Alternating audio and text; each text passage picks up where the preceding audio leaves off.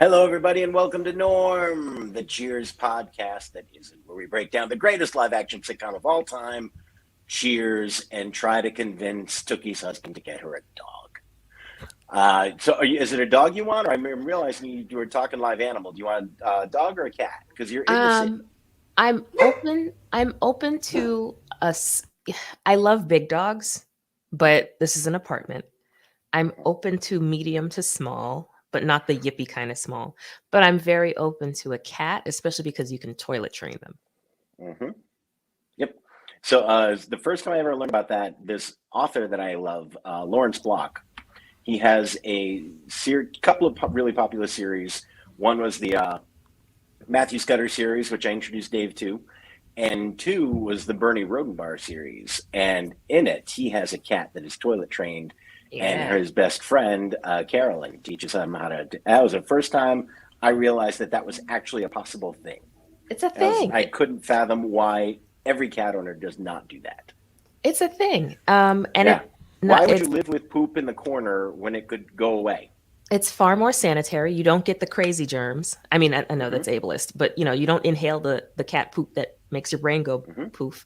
Yeah. And the cat eventually learns. Cats are trainable to an extent. They're still cats. But you can toilet train a cat, and there's a kit that you can use, as seen on City Shark kitty. Tank. The City Yeah, Kitty. city kitty. Oh, yeah. Dewey objects. Dewey's live free, Dewey. Poop wherever you want. No, but I'm very pro cats using the toilet, and it's more sanitary, especially if you don't I'm have an with you. outside cat.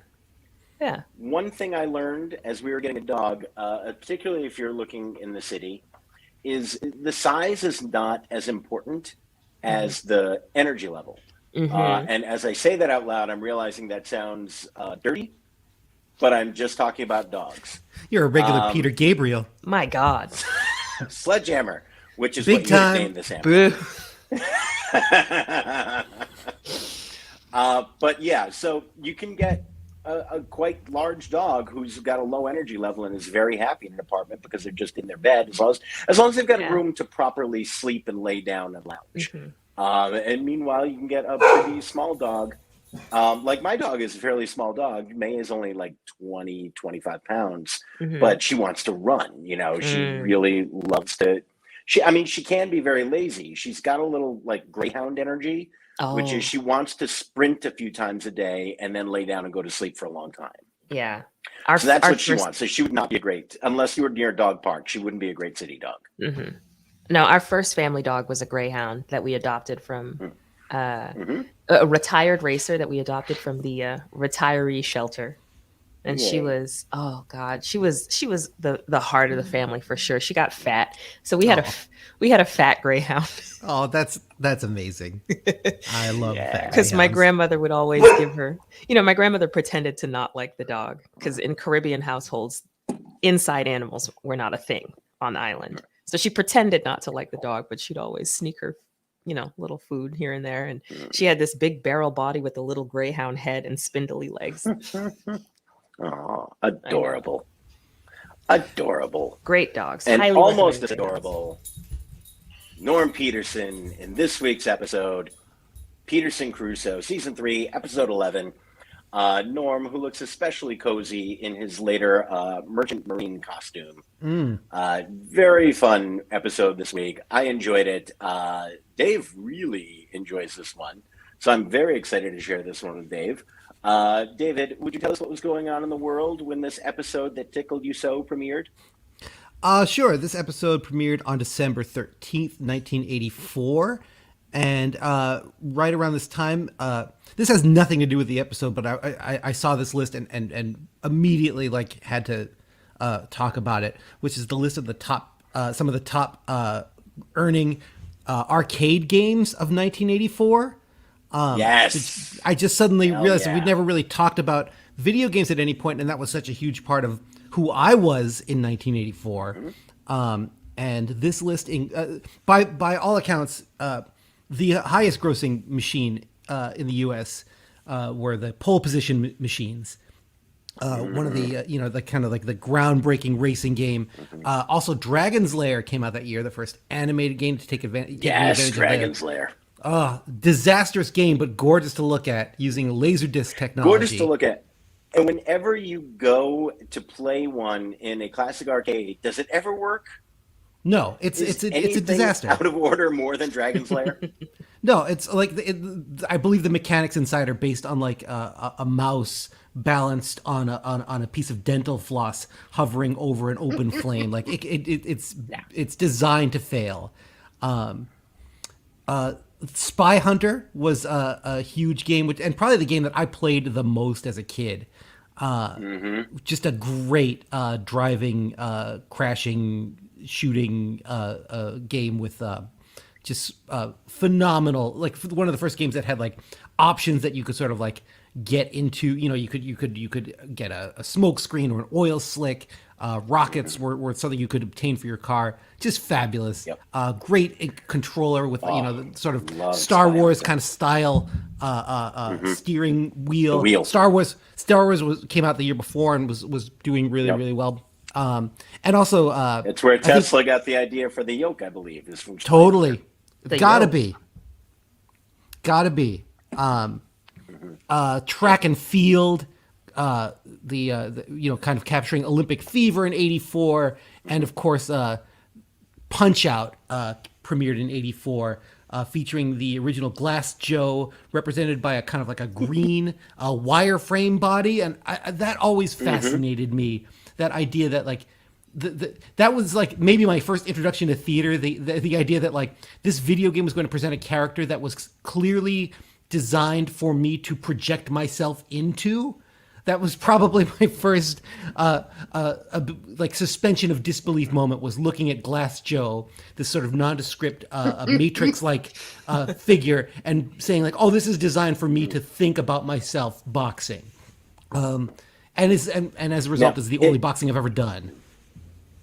If I may, yeah, I love it, and you're making me want to go to Fun Spot. I do believe I have to correct you there, just so that our legions of fans don't storm the comment section. Sure. The green Matrix figure that you're looking through is actually Little Mac. Oh, right.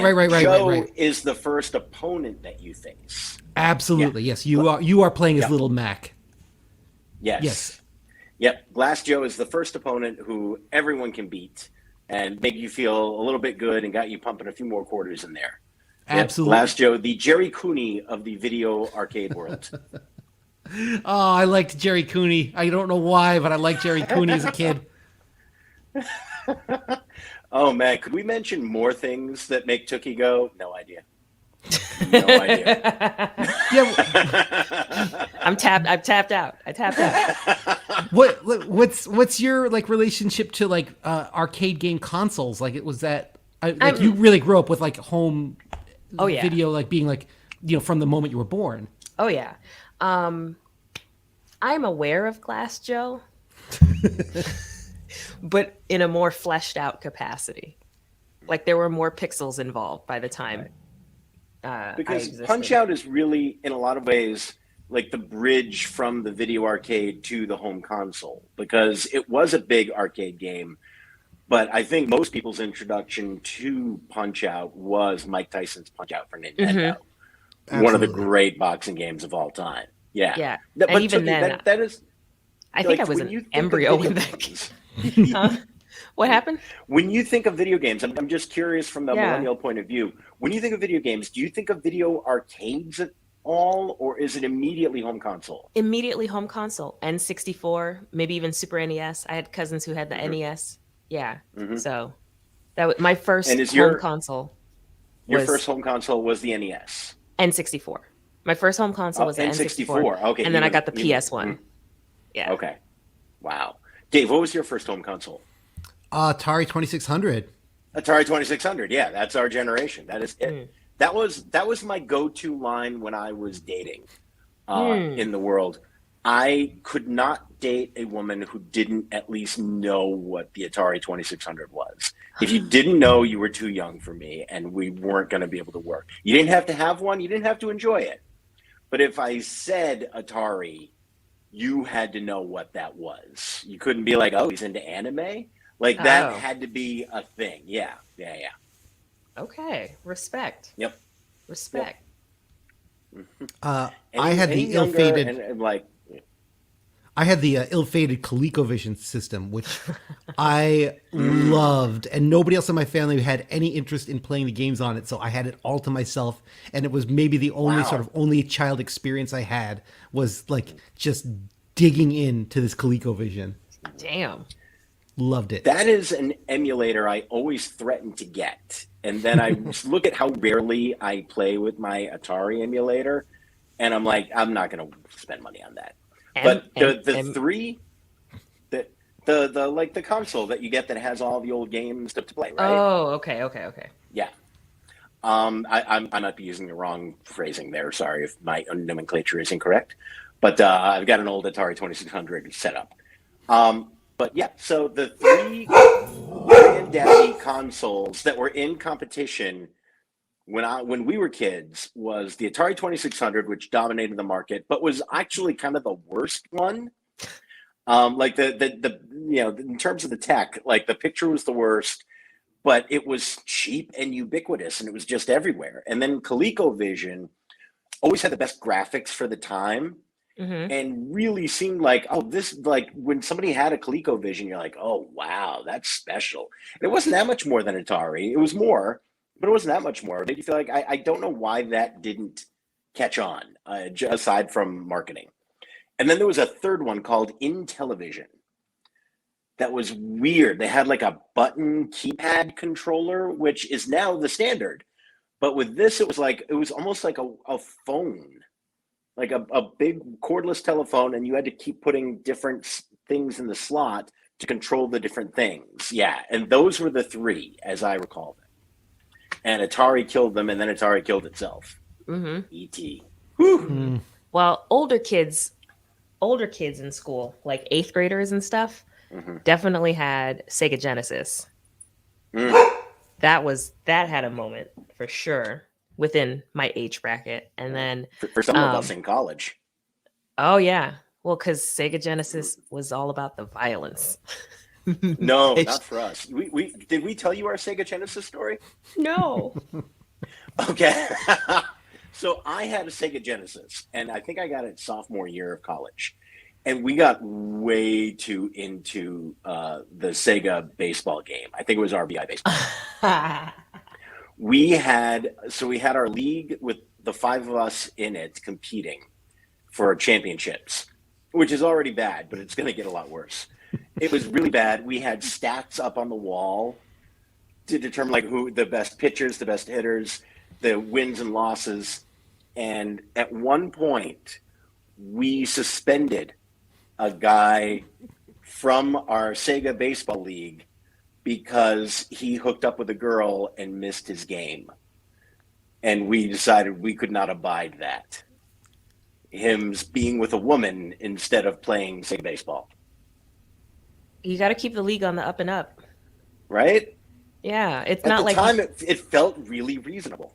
no. That's you're keeping the same energy as Nate Silver when certain players would leave the NBA bubble to go to strip clubs to allegedly get wings after a funeral. Okay, not Look, going to tolerate that. Sometimes the heart hurts and the heart needs what it needs. And sometimes that's Sega baseball. You know what? In retrospect, I don't think it was as unreasonable as I thought maybe 10 years ago. I've come back around. Yeah. I was like, hey, Time we it made a seemed schedule. reasonable, and yep. It's posted And then on the later door. Yeah. What were you, taking her to the theater? Were you going to Yeah, miss like- the ballet? Play your game and then go and do what you need to do. You have a game, sir. That's all I'm saying. I mean, that's what being an adult is. You have to make choices. You have to make choices. Exactly. Yeah. Yeah, I agree completely. 10 years ago, it was embarrassing. And now I'm like, you know what? Solid point. Solid case. Yep. Accountability. All right. Thank you. Speaking of the heart and what it wants, let's get to Peterson Crusoe. Tookie, what happened in the cold open this week? All right. So we enter in the bar, and Diane is serving a table, a Bloody Mary, a vodka Collins, an old fashioned light on the bitters. And Carla quips to her, "Oh, I think you got it perfect this time. Every drink order wrong."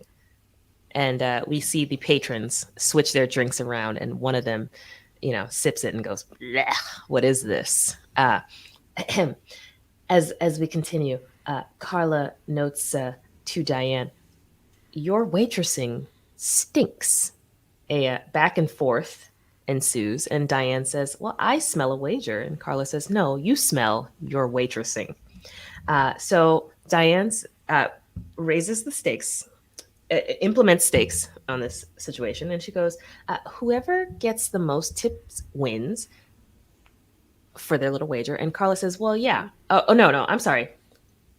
Carla, Diane sets a bet. Carla says, "Whoever gets the most tips wins, and I'll give you a $10 head start."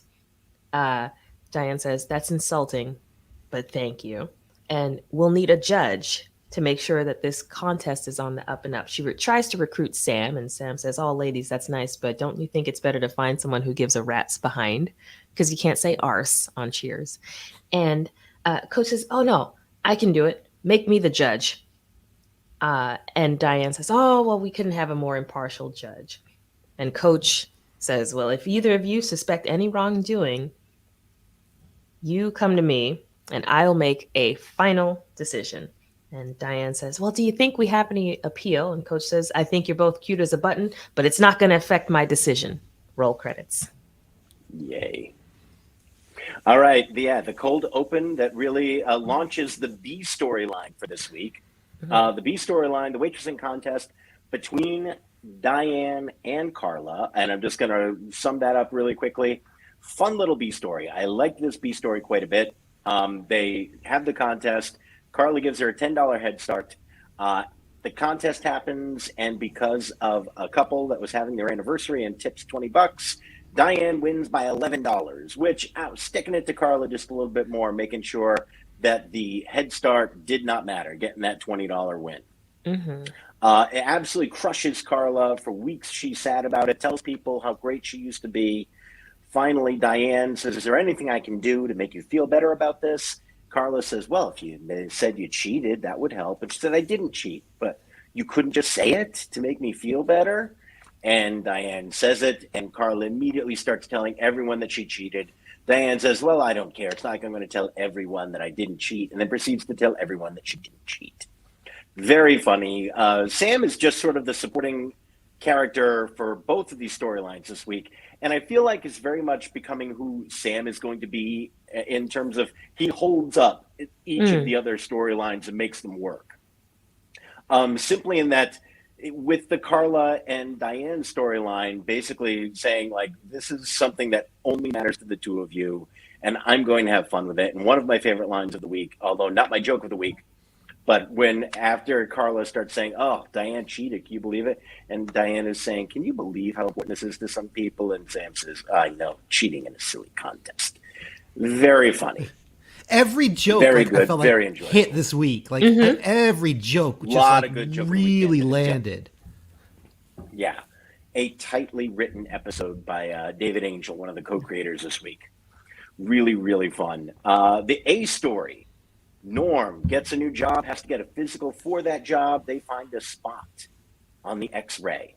He is freaked out by this, finds out that it is just a flaw in the X-ray, and he is fine and says, "I'm not going to waste my life anymore. I'm moving to Bora Bora," which is my 80s moment of the week.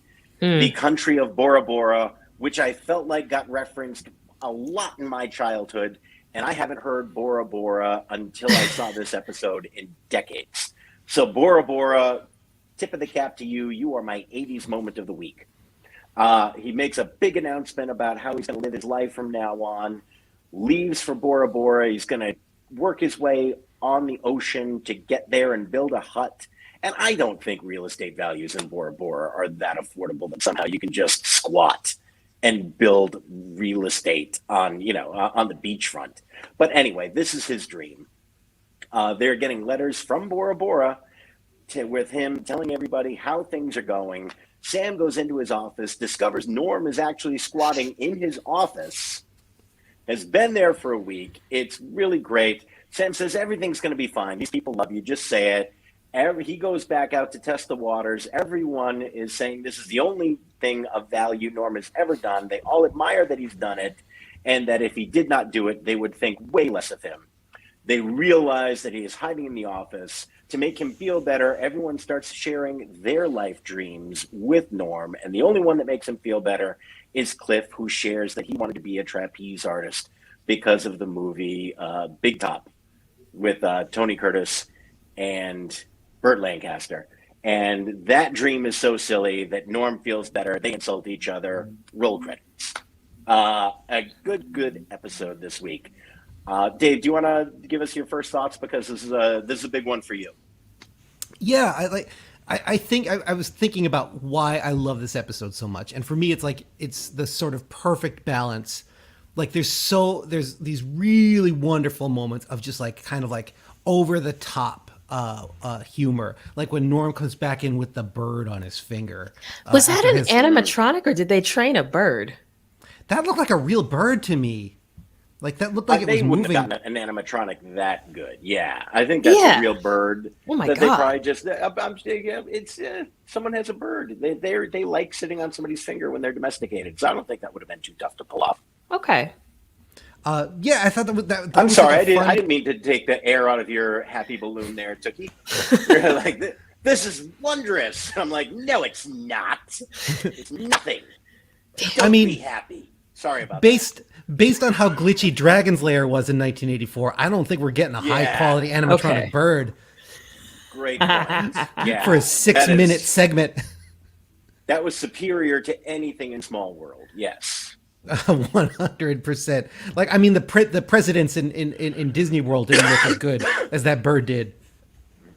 Yeah, I'd say.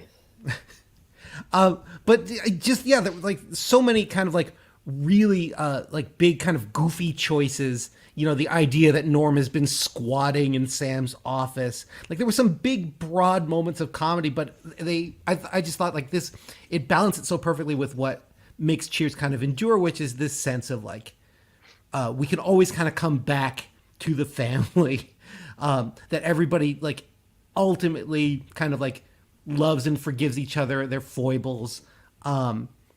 I don't know. It's just like, for me, it was like it's a perfect kind of sitcom in that it's really, really funny. It's got some outlandish moments which make it kind of sing for the week, but it's got that enduring quality of like characters that you want to return to over time. And I don't know. Yeah, for me, like this was just like a great Cheers ensemble episode, and coming out of like season 2 with so much focus being on Sam and Diane and what's going to happen with that relationship. It was so nice to see an episode that really, you know, it was centered around Norm, but it's a really democratic episode. Like it's a real ensemble. Everybody's featured. Everybody gets great lines, and everybody gets a chance to like be together in a way that I don't think we've seen a ton of this season.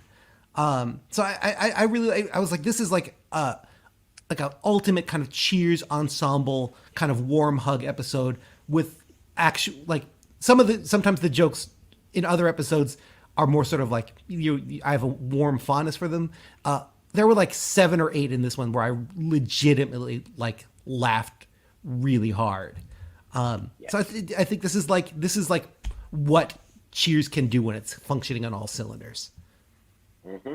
Yeah, great breakdown. Tookie, what do you think? It was a good one.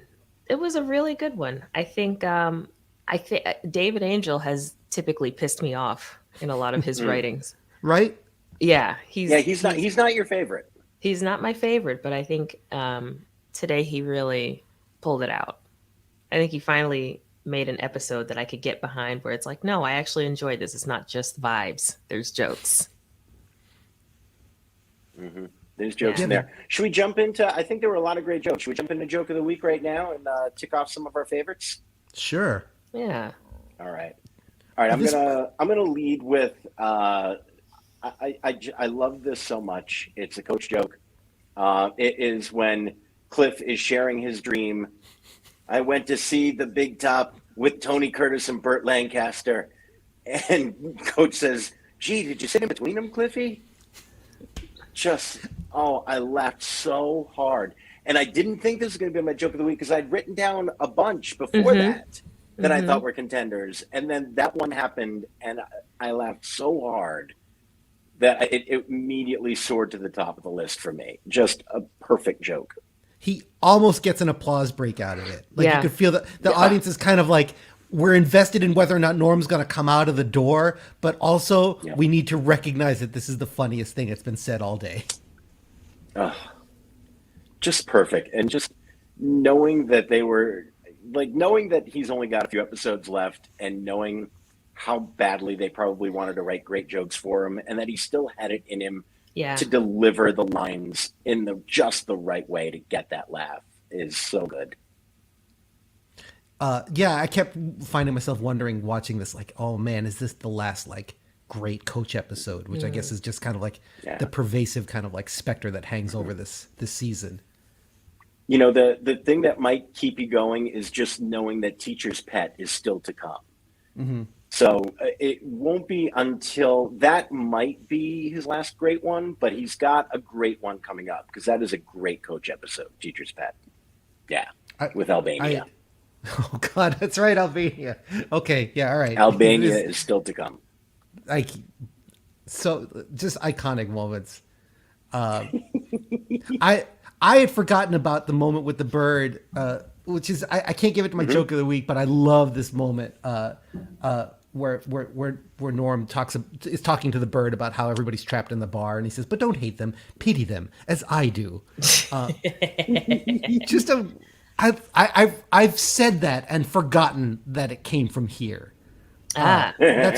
That's part of my vernacular, I feel like, and I had lost track of where it originated from. It was delightful to see it up again. I think my joke of the week, though, I have to give to the Diane Coach combo, where Diane is talking about, how Norm's figured it out, and she quotes Thoreau saying, "Life is frittered away by detail. Simplify, simplify." And Coach says, why didn't he just say one simplify? And like there's a beat where it's the only time in the series where Coach is ahead of the audience, and like Coach actually has processed a thought faster than the audience has, and the audience considers what Coach says and laughs, and it killed me, absolutely killed me. Yeah. Great joke. Yeah. Mine is based on just flawless execution of callback joke structure. Oh, so good. Yeah. When on the third beat and Norm says his goodbyes to everybody in the bar, and he hugs Coach and he says, "You understand, don't you, Coach?" And Coach says, "No, Normie, but they'll tell me later," which is just calling back to the two times before when somebody says something, Coach doesn't get it. "Oh, we'll tell you later." They always say they'll tell me later. And so I thought that was just beautifully executed. Yeah, it was perfect. It was great. Yeah, and the first time it happens, you're like, all right, that's fine. And then it comes back again, and you think that's the callback, and it's funny.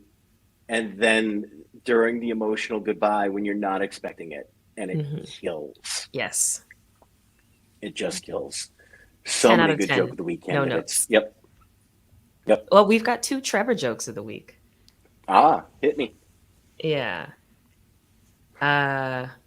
When the first lull moment from a Trevor came from when Norm was freaking out about the spot on the X-ray, and everybody says, "Oh, we're gonna be," Diane is like, "Oh, we're gonna be there with you the whole way through," and Coach says, "Oh, you mean we're gonna have to be there during the surgery?"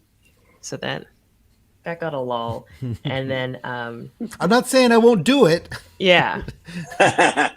Yeah. And then at the end, when everybody's comforting Norm and Cliff is giving his praises and his cheers, and he says, to Gauguin and Robert Louis Stevenson and Norm Peterson, they're all cut from the same cloth, and they had to use a few more yards for Norm, which, fat shaming, but it got a lull from the man. Mm.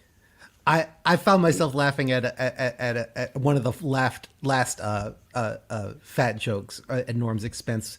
I did find myself laughing when Cliff called him Ferdinand Magelli Belly. That Mm. tickled me. Mm. That, I that, gotta that give, seemed cute. yes. I have to give two honorable mentions to jokes that I loved but didn't quite hit the Burt Lancaster joke. Hmm. Uh, when Sam is reading the letter from Bora Bora and reading in the ha-has, and it's very funny. And Coach says, "Boy, he really knows where to put those ha-has." I loved that.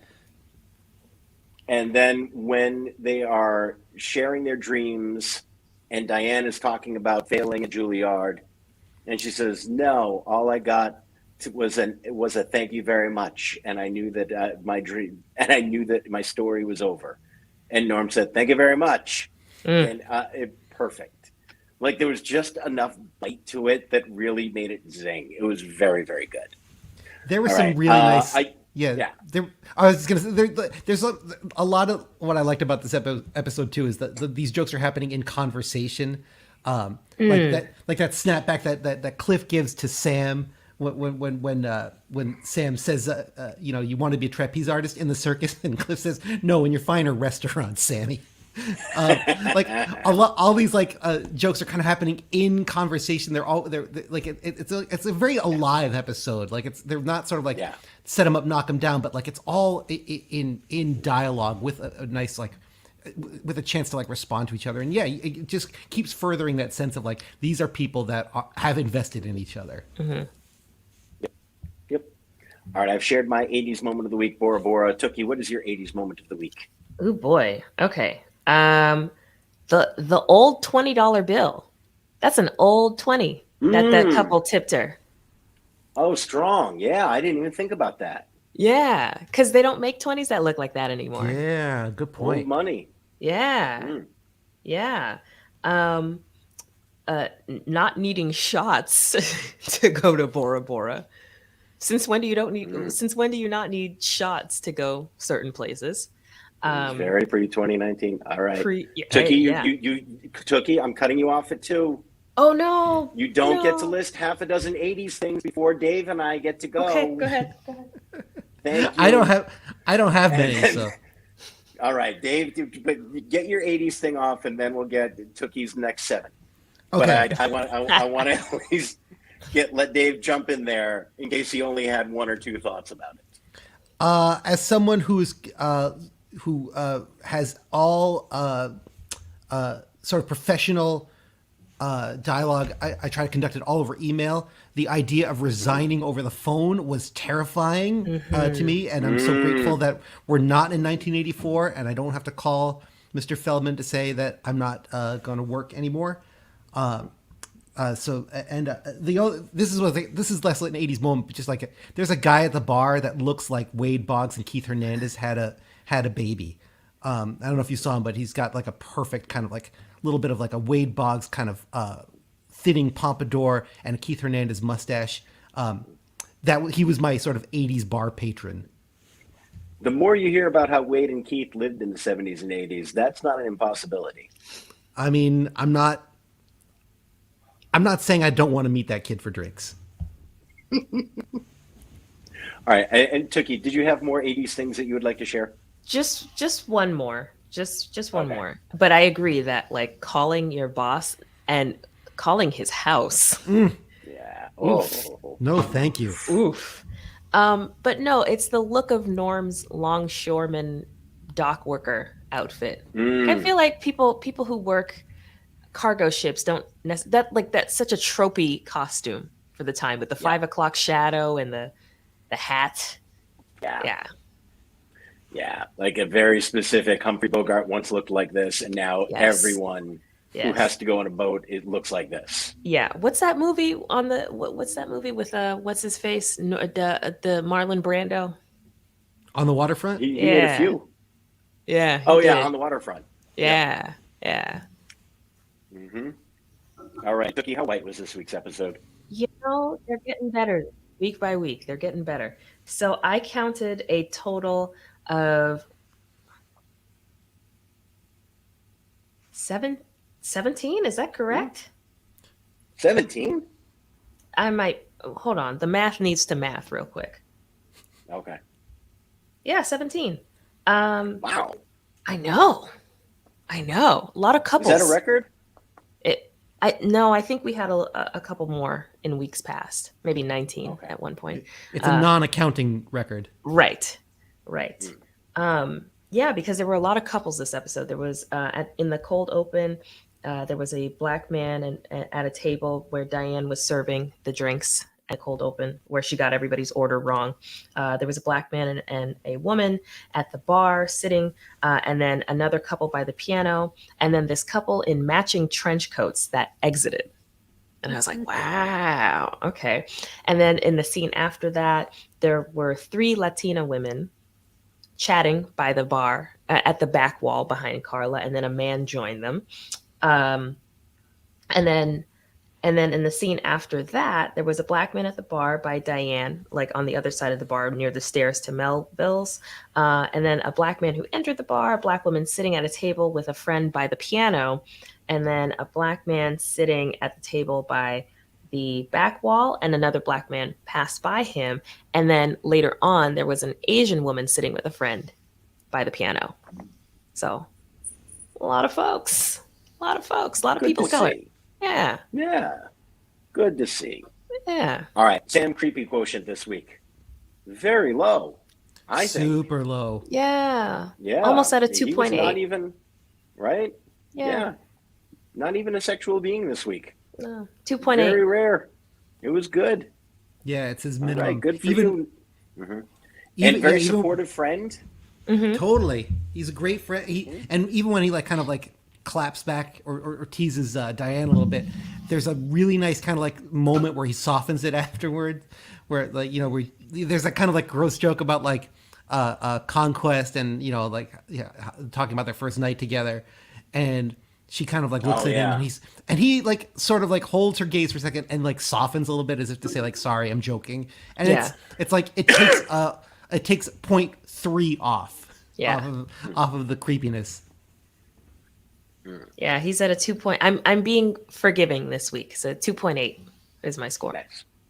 Yeah, this is whatever Sam 0 is. This is what it is. Yeah. So, any other thoughts about this week's episode? I thought the oddly prominent, something Cheers does quite a bit that I almost want to categorize is when they give some random extra a line that makes them seem like they're a regular in the bar and quite important. There's that one guy who said, it's the only thing he's ever done with his wasted life. Something to that effect. It was the only worthwhile thing he ever did in an otherwise wasted life. Damn. Thank you. Yeah. Devastating. Jesus. I laughed. I was like, oh, I thought that was a joke. And I was like, wow, it's funny it didn't hit. And then like rewatching, I was like, I don't think they structured that as a joke. Mm-mm. And you could tell that guy was like, I'm getting a 10 p.m. drama off of this line. I am getting Hill Street Blues from this show. That was a moment where I was like, you can really feel them. You can feel the absence of Paul. Like this is where Paul is going to fill that void later. When they need that guy, Paul will always be there starting in a couple of seasons. Mm-hmm. Yep. I've also felt like I missed Frasier this week. Same. Like after a couple of very strong Frasier episodes, you can tell like, oh yeah, we want some Frasier in here. Yeah, he fits now. The Heart is a Lonely Snipe Hunter is coming up, which I'm very excited about. That is a good one. That is. But yeah, one. Frasier belongs now. Like like his voice makes so much sense in the bar, and he's like he immediately carved out this niche of like a sort of like companion piece to Diane, but separate enough and with enough sort of like desire to connect to the other patrons. Like he absolutely fits in. I've been guilty of Kelsey Grammer shaming in the past, but his performance this season is really, really exceptional. Yep, it's true. It is true. And of course, it wouldn't be an 80s sitcom without at least one homophobic joke. Oh. Be careful of those all-male crews. Ah. Yeah. they make Carla so homophobic. Like it's But kind of a bummer. isn't that a Boston moment? Does that count as a Boston moment? It can That, be. that and the mention of Braintree. Braintree, very Boston moment. Hmm. Very Boston moment. Getting the gig in Braintree. And Hmm. it does feel like a place where you go get your taxes done. Yeah. Yeah, that makes sense. Yep. Yep. Yeah, right around March, you're heading to Braintree. Oh boy. Let's get the taxes done. Only mass residents remember. All right. Any final thoughts to close out Peterson Crusoe? Solid. Solid. Top Where are you ranking top it? top 10 for sure. Top 10. Okay. Well, top 5 remains to be seen because we've had a couple bangers at the start of season 3. Mm-hmm. Yeah. Yep. And it's hard because you're also maybe sometimes saving spots for shows, episodes you know are coming up that you know have to be top 5. So I can't put it in there yet. Dave, what did you think? This one's definitely for some. This one hits me in a way that like it's going to be like my top 10 all time. Like it's definitely in that list. Like if I was going to show somebody a Cheers episode and wanted them to understand what the appeal of the show is, this is definitely one of the ones I would suggest. Like it's funny. There's not so much stuff. There's like really only one or two sort of like moments where you sort of cringe from a modern perspective. And they're kind of like, I don't know, they're sort of encapsulated. There's that, that homophobic joke, and then there's sort of like the weird sort of like the way that they talk about Bora Bora can be a little bit uncomfortable. A little bit. But for those things like kind of silo off a little bit from like the ensemble. I feel like the warmth and the sort of joy that those characters have in interacting isn't like sort of poisoned by that necessarily, at least to me. So yeah, this is one I will absolutely come back to over the few remaining years I have left. Nice. Treasure them, Dave. Treasure them. Every moment a gem. Yep. Yeah, this is definitely a top 10er for me. It might be top 5. I got to see how the season shakes down, but it's in the top 10 for me. It's a really good one, if only because it's also, I think, foreshadowing the concentration of jokes that are going to be there in the later seasons. The narrative is there, which is one of the things I'm enjoying a lot about season 3. Is I think we're getting a higher concentration of jokes without losing a long arc narrative for the whole season, which kind of goes away later on. And I get it, and the later seasons are great, but. So you mean as in the story continues to move forward? Yeah, in terms of, I feel like there's a driving over, and this one is a little bit more self-contained as an episode this week, but in terms of, I feel like, and maybe it's just my perception, the early seasons, especially the Diane seasons, it feels like, all right, here's where season 3 is going, and there's going to be a few breaks in there, but it's like, oh, okay, this is the season where Diane and Sam start getting back together, and Frasier's introduced, or they've broken up and they're trying to figure out what they're doing. And then season 4 is, okay, Diane is broken up with Frasier and they are back to Cheers and they're not going to be romantically involved. And then season 5 is where Diane and Sam are really trying to make things work again. It's the final gasp for their relationship. Like those, each season, I feel like, particularly in relation to Sam and Diane, have an overarching theme. What's going to happen with this couple? When Cheers comes back with Rebecca, and Kirstie Alley issues aside, I think there's a ton of great stuff with Rebecca in those seasons. But I don't think of the later seasons that way, where I'm like, oh, season 8 was what carried that storyline. This was what drove that. Yeah. There's going to be like, okay, later on in season 9, there's the long season thing about Sam wanting to have a baby. Well, and hold there's on. some of that, but I don't even remember exactly what's going on in that season. Yeah. I vaguely remember the Robin Colcourt drama. Yep. Mm-hmm. Yep. He was sort of it's fun. They introduced some great characters. Lilith is coming up. Robin Colcourt's coming up. Kelly is coming in there. Yeah. Feminist icon Lilith Sterling Crane. Yes. there's great stuff that happens. I love the later seasons, but it doesn't feel like an overarching season-long narrative that is being driven toward a conclusion the way that the Diane seasons do. Okay. Yeah, because there's no central relationship that needs to be resolved in the later seasons. There's no, as much as there was some will they, won't they sexual tension with Sam and Rebecca, there was never a feeling of these two are going to get together and they're not going to be able to handle their feelings for each other. That was never there. You never thought Sam and Rebecca were going to be in love with each other. So that never drove the show in the way the will they, won't they of the Sam and Diane years did. Gotcha. Yeah, which led to, in some ways, some better joke writing later on because they didn't have to serve that narrative in the same way. You could just spend time with these folks that you loved and have them say a lot of funny things, which is why I think there's a great argument for the later seasons being less narrative but more funny.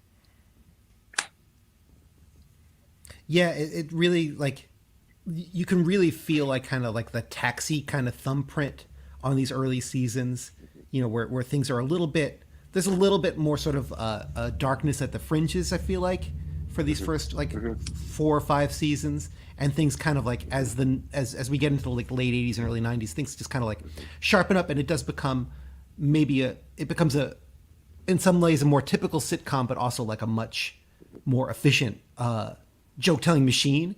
But yeah, you can still kind of feel like the grittiness of like the Taxi and the Barney Miller and the kind of the stuff that kind of preceded Cheers. I feel like a little bit where you can see like they're willing to kind of like explore the edges of things, and if things aren't gonna land comedically, they're still compelling dramatically. Yeah. All right. Good episode. Have we got anything to plug for this weekend? Talented people? No, Really? no. I'll be at the dog park if anybody wants to say hi. I'm doing Hideout. That'll be fun. Hideout, always fun. Yeah. Definitely. Oh, and we're seeing Mystery Science 3000. Oh, we're going too. Oh, shoot. Are you going Wednesday? Thursday. Okay, we're going Wednesday night. Otherwise, we would be in the same Boston theater 2 nights in a row. Well, I think that's great for you guys, and I think that you should really have a wonderful time together. And tell me all about it. Thank you. Oh, Mike. Aw. Mike. It's fine. It's fine. You want to come? I'll leave Mel at home. Thanks, man. I appreciate that. I'm going to be at the Comedy Studio on Friday. Heck yeah. Yes. So come on out, buy some tickets, thecomedystudio.com, and we'll have a grand old time. All right, my dog is looking at me with whimpering eyes and needing some attention and wanting to go out. Okay, sweetie, we're going to go out now. All right. In service to our dogs, we're going to call it a wrap. My current dog, Dave's current dog, and Tookie's future animal of some sort. When Tookie has a possum living in her home, she's going to have to take it out right around now at this point in the podcast. You mean a raccoon? Thank you. Yeah, it's please. got to be a Raccoon, I'm raccoon. sorry. Thank you. Yes. Thank you. Yes, All absolutely. of my future hypothetical animals, domesticated animals, shall be toilet trained. As they should be. Thank you. All right. If you are not toilet trained yet, get on that. We'll give you a week. We'll see how you're doing when we get back here. I'm Mike. That's Tookie. That's Dave. Have a great